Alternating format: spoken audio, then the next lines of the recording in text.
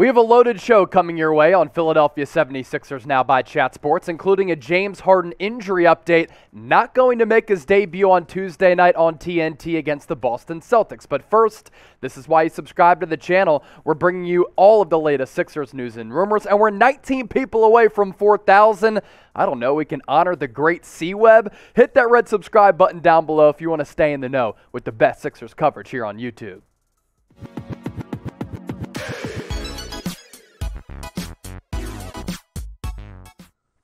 Happy Monday. Welcome into Philadelphia 76ers Now by Chat Sports. I'm your host, Chase Sr. The beard is here, and now Philadelphia, one of the more fascinating teams across the NBA. But we're going to have to wait for James Harden to make his debut in a 76ers uniform. He will be introduced at noon on Tuesday at the practice facility in Camden, New Jersey. We will also hear from Paul Millsap, who is included in that Ben Simmons-James Harden trade. Doc Rivers, Daryl Morey, and Joshua Harris are also going to be participating in that introductory press conference. So now James Harden, there was speculation, there were rumors he was going to make his debut in front of a national audience on Tuesday against the rival and hot Boston Celtics. That is not going to be the case. Now, while he is on the practice floor in Camden as we speak, he's not going to play at least for the next week or so. This coming from Keith Pompey of the Philadelphia Inquirer. James Harden is out through the All-Star break while rehabilitating his left hamstring. In the meantime, he will continue his treatment and on-court training. Additionally, James will not participate in Sunday's NBA All-Star game. I'm not sure if that's because of the severity of the injury or because he was held out the last few games with the Brooklyn Nets, and they're like, you know what, if James Harden were to play right away, wouldn't really look good on Brooklyn or James Harden. But either way, when you're dealing with soft tissue injuries like that, you always want to err on the side of caution. Also over the weekend, Daryl Morey and his beloved son, James Harden, were finally reunited. James Harden has been the apple of Daryl Morey's eye for years because, of course, Morey traded for him when he was running basketball operations with the Houston Rockets. Last year, almost pulled the trigger on Harden, and he finally did it the other day on Thursday for the NBA trade deadline. So here is Daryl reuniting with James Harden as Harden stepped off the PJ. And really what comes to my mind here, a few things. Daryl's like, I finally have you, my son. I'm finally able to bring you to Philadelphia. Then the song lyrics, please let me tell you about my best friend. Like, him embracing Harden this way is straight up hilarious, and I'm sure Harden is relieved to be playing alongside Joel Embiid for Daryl Morey. So if you're pumped up for the beard to play in South Philly, to rock that 76ers uniform, to see that two-man game between him and Joel Embiid, hit that thumbs up icon and like the video. I know much of Philadelphia is really pumped up about the trade acquisition.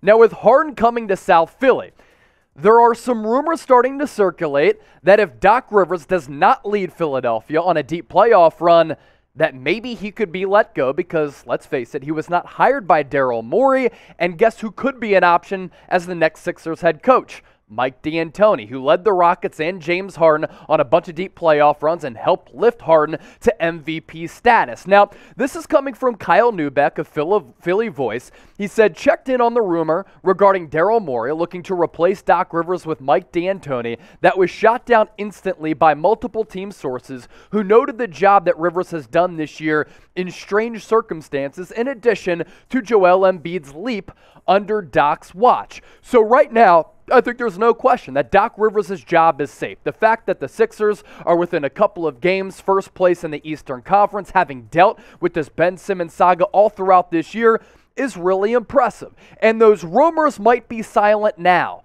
but just wait. Doc Rivers, among all head coaches in the history of the NBA, as we unfortunately know, has blown the most 3-1 leads in the playoffs. So if Philadelphia doesn't get past, let's say, the second round of the NBA playoffs, I think the seat will be hot beneath Doc Rivers, and that's when we will see these rumors start to circulate again and this buzz once again come to the surface about Doc being let go, and then the Sixers hiring Mike D'Antoni because him and Daryl Morey get along really well. Doc must prove that he can get past these playoff woes. And right now in the Eastern Conference, everything is so jumbled atop the East. And the first round of the Eastern Conference playoffs, there are going to be no gimmies. Look at how closely contested everything is in the East, really from top to bottom. Miami Heat, first place at 37-20. Right behind them, the Chicago Bulls, who the Sixers have owned this year.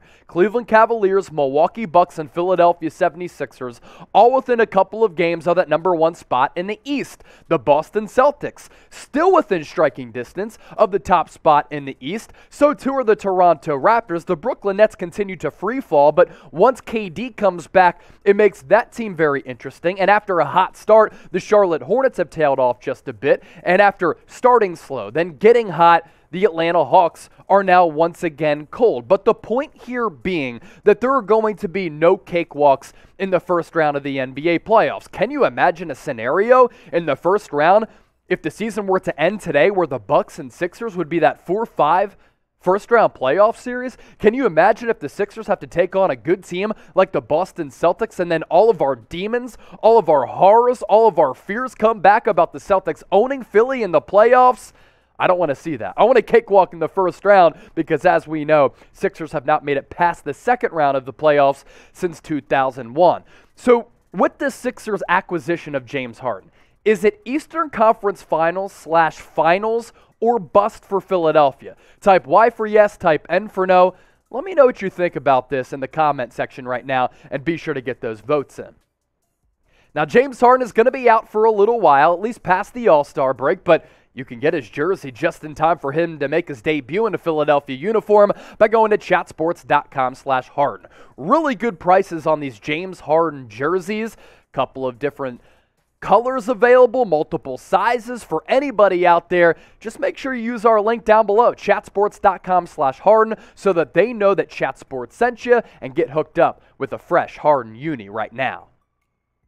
Now, because the Sixers traded away Andre Drummond, they're a little bit thin in the front court following that acquisition of James Harden, sending away Ben Simmons and Seth Curry as well. So let's take a look at some potential center options who could be available on the buyout market, or in the case of Cody Zeller, he's available right now because he was let go by the Portland Trail Blazers a few days ago. Now, over the weekend, we went through a list of 25 guys who were available or could be available on the NBA buyout market. That video approaching 20,000 views, thanks to all of you for tuning in. But these three players are viable center options to back up Embiid as we close in on the playoffs, and they could help spell not having any longer Andre Drummond. So first, Cody Zeller. He's available right now. He was outright released by the Portland Trail Blazers as they continue to kind of rebuild and tinker with that roster leading up to and after the NBA trade deadline. And Cody Zeller, look, he is what he is at this point of his career.